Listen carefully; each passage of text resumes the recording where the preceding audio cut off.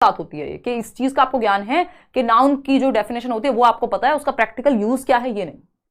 वो फिर प्रोसीजरल में चला जाएगा, प्रक्रियात्मक ज्ञान में चला जाएगा कि व्याकरण की इसकी संज्ञा की परिभाषा के अनुसार 2-4 उदाहरण बता दो, तो उसके लिए आप प्रोसीजर यानी प्रक्रिया पे जा रहे हैं। यहां सिर्फ ज्ञान की बात होती है क्योंकि ये घोषणात्मक ज्ञान है, ये डिक्लेरेटिव नॉलेज है कि आपको डेफिनेशन पता है, किसी चीज के बारे में पता है थ्योरेटिकली। तो व्याकरणिक तत्वों के बारे में ज्ञान है आपको कि ये रूल होते हैं, ऐसे होते हैं, आपने यूज किया नहीं किया है ना। रसगुल्ला क्या है, डेफिनेशन लिख रहे हैं, ये है घोषणात्मक ज्ञान। रसगुल्ला टेस्ट कैसा करता है, खा के देख रहे हैं, वो है प्रक्रियात्मक ज्ञान यानी प्रोसीजरल नॉलेज। तो ये कैसे कार्य करेंगे, पहचान करने में, उच्चारण करने में, इनमें सब में प्रैक्टिकल नॉलेज लगेगी, यानी आपका प्रोसीजरल नॉलेज या प्रक्रिया फॉलो होगी प्रॉपर। लेकिन यहां पे सिर्फ आपको घोषणा करनी है कि ये होते हैं भाई व्याकरणिक तत्व। सिंपल बात है, डी ऑप्शन या 4th ऑप्शन यहां पे सही है। आगे बढ़ेंगे क्वेश्चन नंबर 13 पर। परभाषा व्यवहार, ट्रांसलैंग्वेजिंग फिर से आ गया, जिस क्वेश्चन से आई थिंक हमने शुरुआत की थी। परभाषा व्यवहार या ट्रांसलैंग्वेजिंग क्या है? पहला ऑप्शन है, एक कक्षा में एक से अधिक भाषाओं को संसाधन के रूप में इस्तेमाल करने की शिक्षण शास्त्रीय प्रक्रिया है। दूसरा ऑप्शन है, विद्यालय में कितनी भाषाएं पढ़ानी चाहिए, इस मुद्दे पर शिक्षा नीति में भाषा है। इस मुद्दे पर शिक्षा नीति की बात 3 लैंग्वेज फॉर्मूला में हो जाएगी, ये नहीं है, ट्रांसलैंग्वेजिंग नहीं कहते इसको। भाषाओं के शिक्षण अधिगम के दौरान एक भाषा से दूसरी भाषा में व्यवहार करने से संबंधित है, यानी एक से दूसरी लैंग्वेज में चले गए आप, बाइलिंगुअल हो गए। भाषाएं किस तरह से एक समय अवधि के दौरान अपना रूप बदलती हैं, ये कोई भाषा के बारे में थोड़ी ना ज्ञान ले रहे हैं आप। ट्रांसलैंग्वेजिंग यानी आप मल्टीपल लैंग्वेजेस का, एक से अधिक भाषाओं का प्रयोग कर पा रहे हैं क्लासरूम में, ये है। तो एक कक्षा में एक से अधिक भाषाओं को संसाधन के रूप में इस्तेमाल करने की शिक्षण शास्त्रीय प्रक्रिया है, एक पेडागोजिकल टेक्निक है। जो शुरुआत में बात हुई थी कि पहले टीचर इंग्लिश में पढ़ती हैं, फिर बच्चों को अपनी भाषा में डिस्कस करने को कहती हैं, फिर क्लासरूम की जो भाषा है उसमें चर्चा करने को कहती हैं। तो यहाँ पे एक से अधिक भाषाएं यूज हो रही हैं भाषा को समझने के लिए, ठीक है।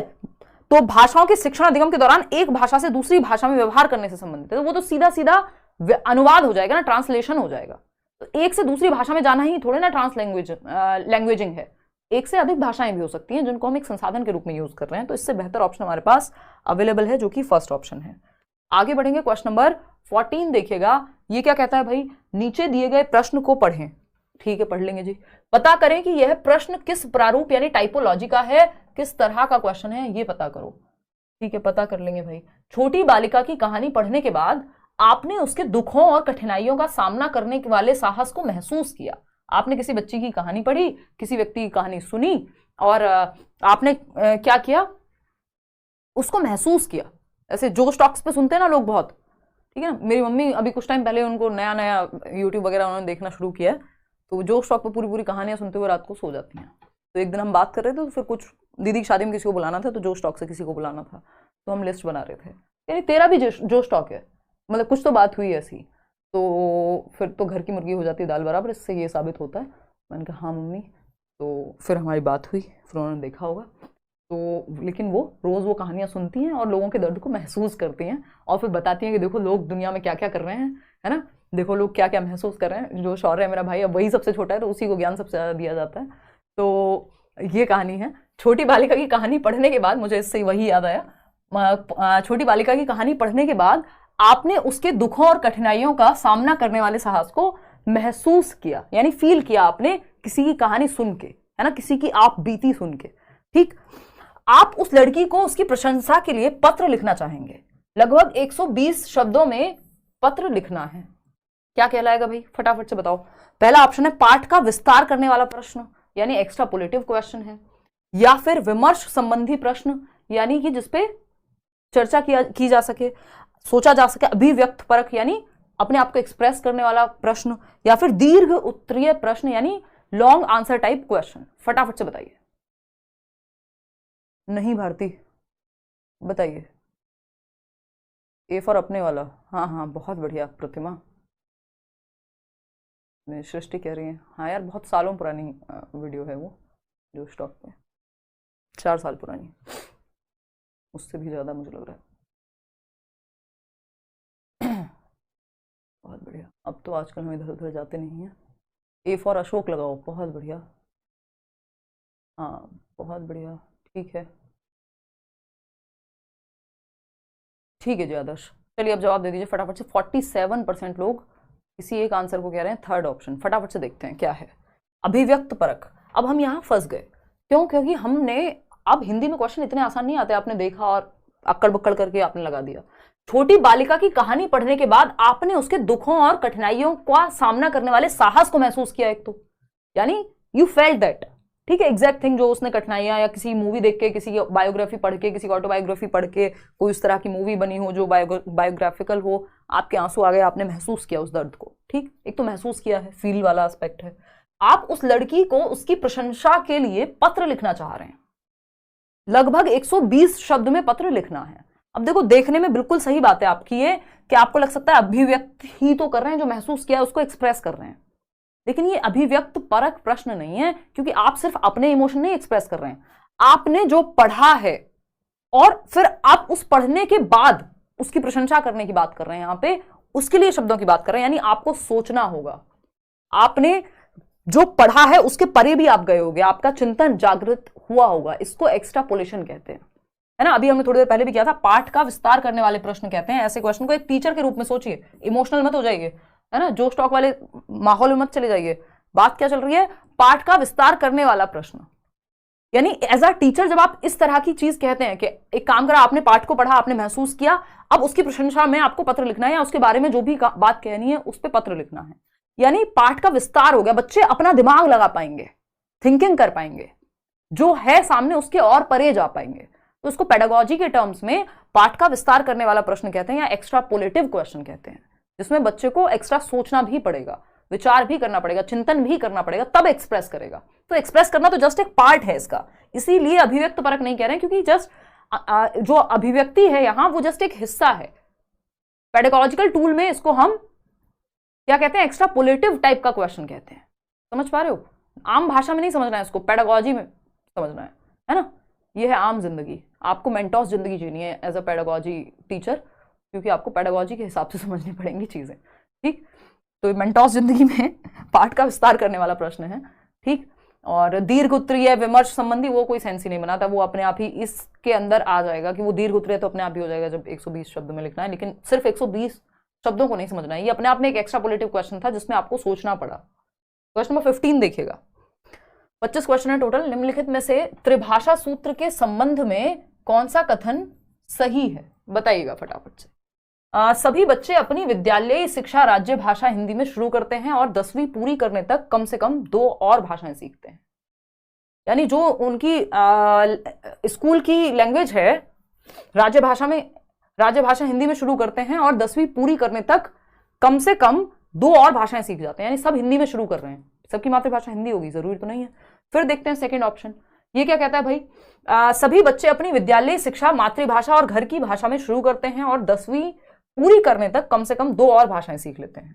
ये बात सही है, क्योंकि सबकी पहली भाषा हिंदी होगी, ये हम क्यों मान ले रहे हैं? क्योंकि हमारी है भाई। इस देश में बहुभाषी देश है हमारा, कितनी सारी भाषाएं हैं।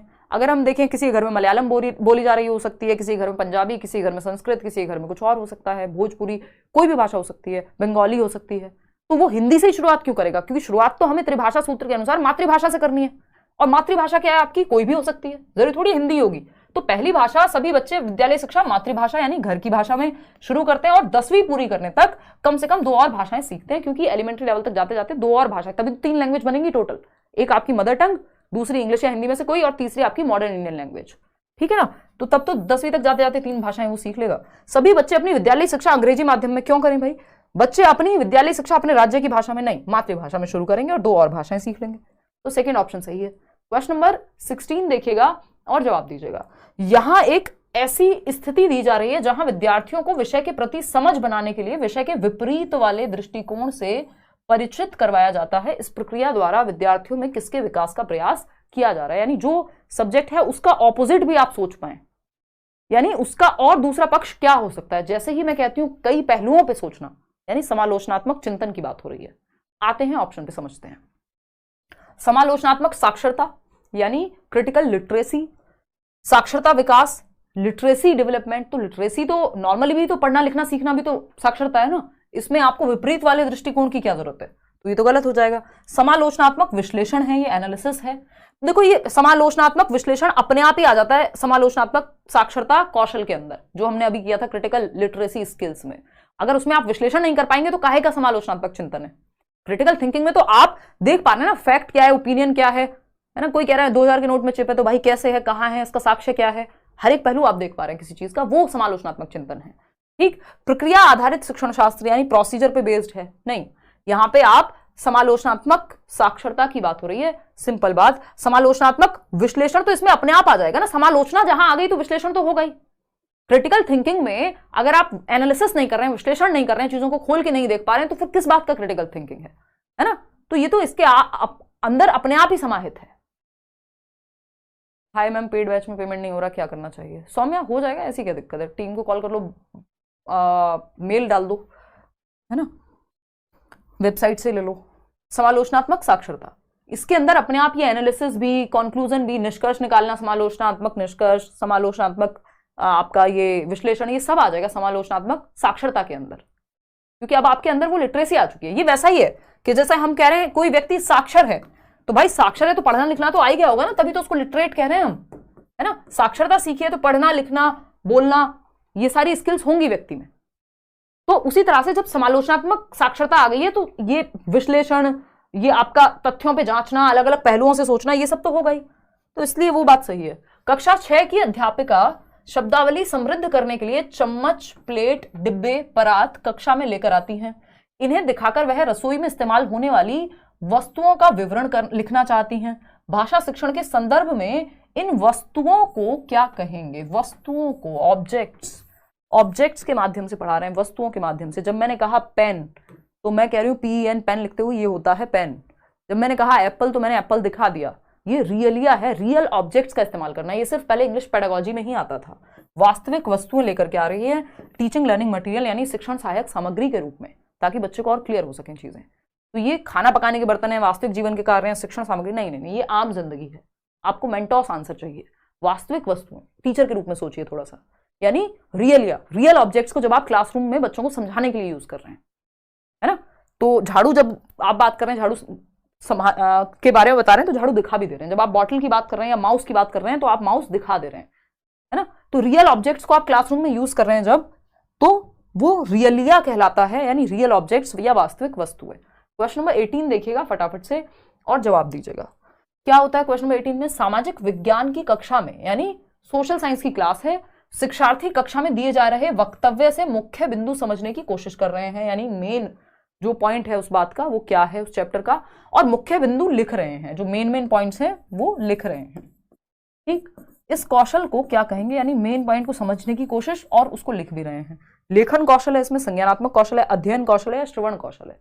इसका मतलब बच्चे पढ़ रहे हैं, पढ़ते हुए नोट मेकिंग भी कर रहे हैं, मेन पॉइंट्स लिख रहे हैं। और नोट टेकिंग, नोट मेकिंग किस में आता है? नोट्स बनाना स्टडी स्किल्स में आता है, अध्ययन कौशल में आता है। आप लोग यहां भी गिर गए, मतलब लिटरली वो वाला गिर गए नहीं, मतलब धड़ाम से गिर गए, वो वाला फिसलने वाला गिरना है ये, कि आपने आंसर संज्ञानात्मक कौशल लगा दिया। 60% के आसपास लोगों ने अब आंसर बदल दिया जब मैंने बता दिया, तो ऐसी चीटिंग नहीं करनी है। ये अध्ययन कौशल है, स्टडी स्किल में आता है, क्योंकि आप मुख्य बिंदु समझ रहे हैं, सुन रहे हैं, यानी स्टडी कर रहे हैं, ऊपर से फिर आप नोट्स टेक कर रहे हैं, या नोट्स मेकिंग या नोट्स टेकिंग है, वैसे डायरेक्ट जब आप सुन के मेन पॉइंट लिख ले रहे हैं, तो ये स्टडी स्किल्स के अंदर आती हैं ये चीजें। संज्ञानात्मक कौशल, संज्ञान तो ऑफकोर्स यूज हो रहा है, लेकिन अगेन मेंटोस जिंदगी पे जाना है, आम जिंदगी वाला जवाब नहीं चलेगा। ठीक है ना। श्रवण, ऐसे तो आप सुन भी रहे हैं, ऐसे तो लिख भी रहे हैं, ऐसे तो संज्ञानात्मक कौशल सोच भी रहे हैं, तो सिर्फ संज्ञानात्मक क्यों है? फिर तो सारे सही हैं। अध्ययन कौशल में ये सब आ जाता है कि जब आप अध्ययन कर रहे हैं तो लिखना, पढ़ना, समझना, सोचना सब आएगा, तो इसलिए थर्ड ऑप्शन सही है। क्वेश्चन नंबर 19 देखिएगा, ये क्या कहता है भाई? फटाफट से जवाब दो, फटाफट से जवाब दो और बताओ, जल्दी जल्दी जवाब दो, इधर उधर की बातें नहीं करनी है, सीधा सीधा जवाब दे देना है। बताइए। थर्ड ऑप्शन कह रहे हैं 48% लोग। चलिए देखते हैं आज आप लोगों ने जितने गलत जवाब दिए हैं इतने तो, है ना, वो ईमान एंड जस्टिस वाले स्टेज पे आ जाऊंगी मैं, ऐसे भगवान पाप देगा ऐसे गलत जवाब दोगे तो।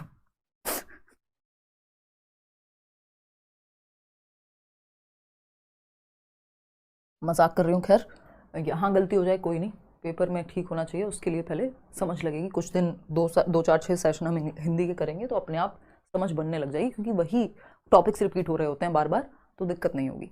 उस तरह के ज़्यादा क्वेश्चन प्रैक्टिस कर लोगे समझ में आ जाएगा।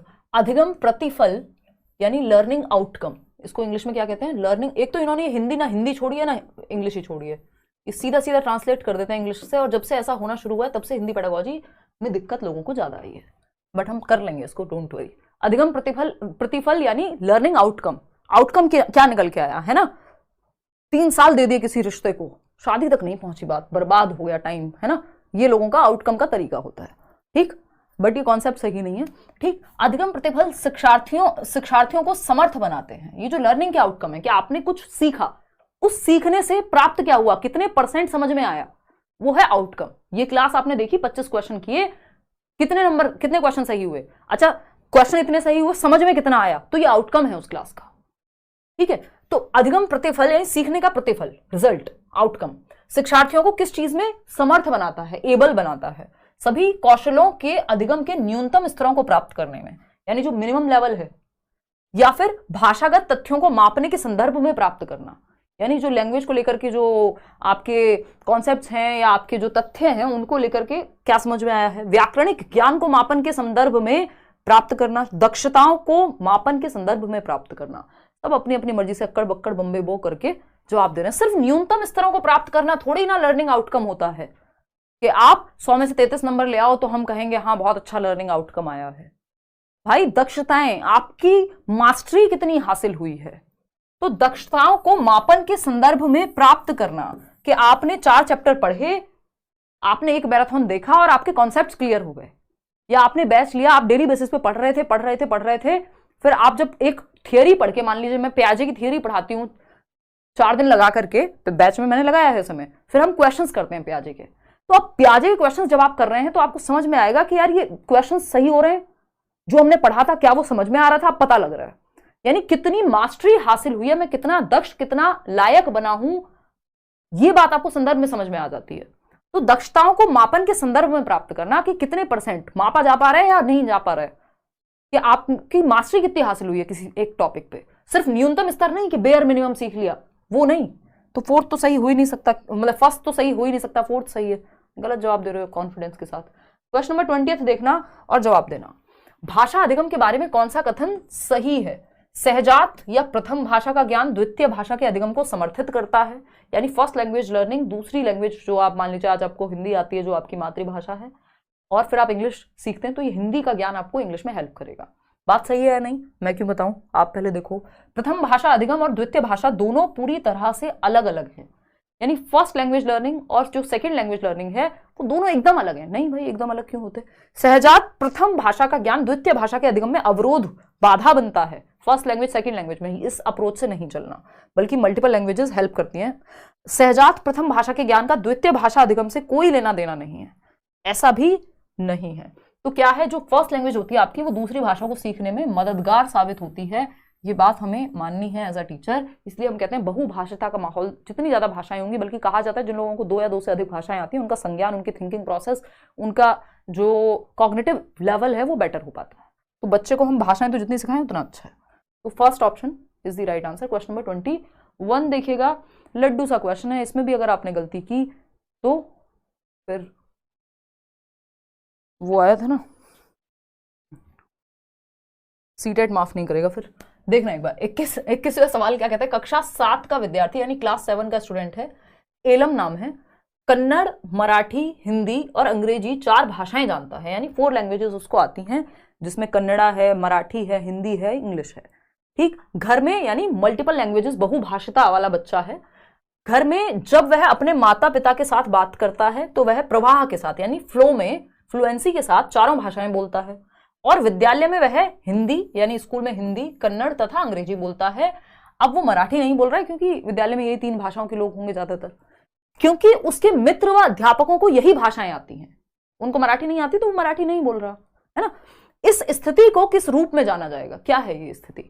कोड से आगे जाना, कोड मूविंग है, कोड स्विचिंग है, अंतर भाषा यानी इंटर लैंग्वेजिंग, परभाषिक यानी ट्रांस लिंगुअल योग्यता है, या कोड जाल यानी कोड मैशिंग है। ये सब इधर उधर की बातें हैं समय, ना ये इंटरलैंग्वेजिंग है, ऐसा नहीं है वो एक से दूसरी भाषा दूसरी से तीसरी, नहीं।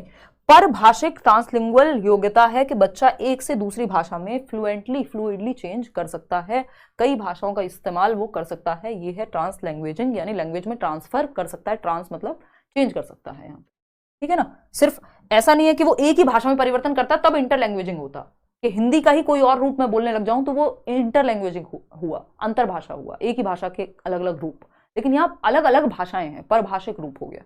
तो थर्ड ऑप्शन। क्वेश्चन नंबर 22 देखिएगा फटाफट से और जवाब दीजिएगा। आपका फेवरेट क्वेश्चन बिक्स और कैल्प वाला, यह है अकादमिक भाषा या विभिन्न प्रकार के विषयों के लिए आवश्यक भाषा में निपुणता से संबंधित है, यानी भाषा के ज्ञान को बढ़ाना, एकेडमिक स्किल्स को बढ़ाना। कहाँ आता है?